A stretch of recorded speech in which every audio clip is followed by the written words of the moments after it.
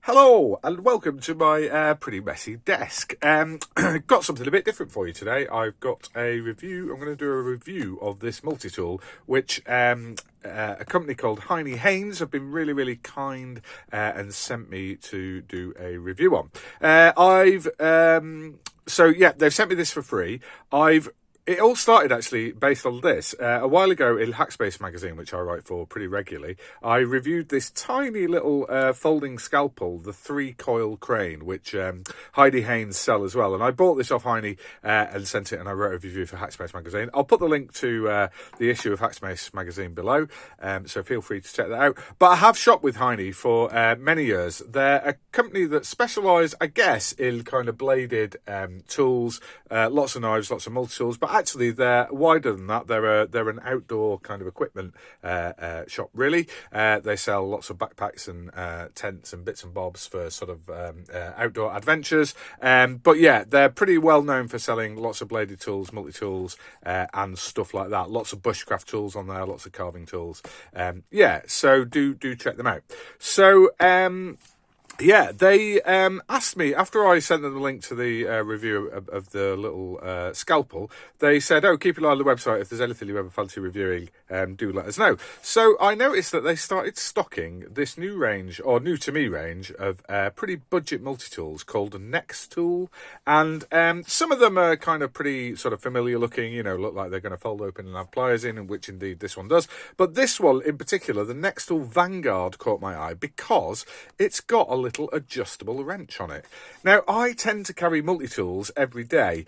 That's partly because I work, when I'm making here, I tend to make between my workroom in the house and my shed. So quite often I'm carrying a multi-tool so that I'm not replicating like those sort of common everyday, like a blade and a pair of tweezers and a pair of pliers in sort of all my spaces. But also, as you know, if you sort of follow the work I do, I tend to make things like rockets and robots and, maybe RC planes and lots and lots of things, hot air balloons at the moment. So yeah, I'm always kind of out and about, and literally I might be out in the middle of a field kind of working on a project or doing a rocket launch or whatever. So I'm always looking for kind of, tools that are compact that I can chuck in a bag that get the job done and mean that I don't have to carry like a massive socket set out into the middle of nowhere.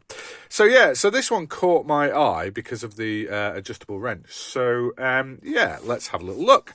So it arrived perfectly well packed, really quickly. Heinnie, and I'm not just saying this, I've bought stuff off them for years, and if you read the reviews of any of their tools, you will find people waxing lyrical about their customer service. They always tend to get things out promptly. Never really had problems with delivery. So yeah, really good, trusted company in my opinion.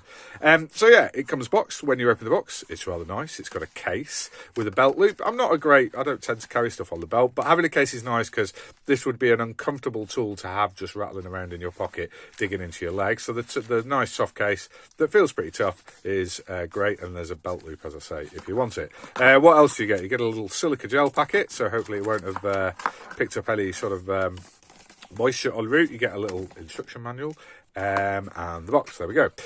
Inside here, I've actually repacked it because I've had it in use for the last couple of weeks, but it came in this little plastic bag, and I'm not sure I can see any now, but when I first opened it, it had lots of little bits of like sort of oil from the factory on it, which is nice to see that, obviously they've taken a bit of time to lubricate all the joints and all that kind of stuff. So yeah, it's a smart looking thing. It's big, it's pretty heavy, I'm not going to lie, compared to like a classic sort of smaller, Leatherman. It's a pretty heavy, chunky tool, but again, it gives you a lot of functionality with this adjustable wrench. So it's not something I'd carry like, for miles and miles in the hill on a camping adventure perhaps, but certainly for biffing around between workspaces and setting stuff up in the field, it's certainly the sort of weight of stuff that I would carry. So yeah, so let's have a little look. First of all, there's the adjustable wrench. So the adjustable spanner is quite nice. It opens up, it's graduated on the side, and it opens up to about 20 millimeters when you wind it out fully. I'd have to say, if you were doing something that big, I'd be tempted to sort of take a bigger adjustable with you, but it will do it, and it feels really nice in the hand. There's certainly a lot of meat on the tool for you to get some torque onto things. And I've mainly used it the last couple of weeks for doing little jobs on 3D printers, you know, opening, tightening like Bowden couplers and stuff like that. So things that are like sort of M6, M8, M10, this sort of size, and it's absolutely excellent for that. The jaws come together really nicely.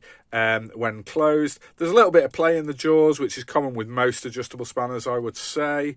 Yeah, and it's pretty thin in this profile, which is quite nice because it means it can access into spaces quite easily. So yeah, in terms of an adjustable wrench, it's a good adjustable wrench. That the way I kind of think about it is, it's a good adjustable wrench, good enough for most of the work that I'd need it to do in the field, and it comes with some extra tools as a bonus.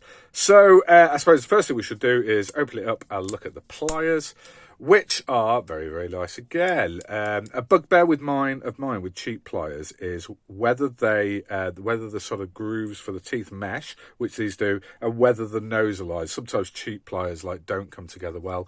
These come together well. They're pretty fine tips. You could do fine work with them. I tend to always be carrying sort of a combination of multi-tools, and usually that's because having two sets of pliers is useful for me, so I can be using one as a kind of vice while I'm doing some sort of forming work with the other pair of pliers. So yeah, the pliers are nice. They're serrated up to the tip. They've got this nice wide gripping bit, and they've got some non-replaceable cutting blades at the back for sort of wire cutting and wire stripping.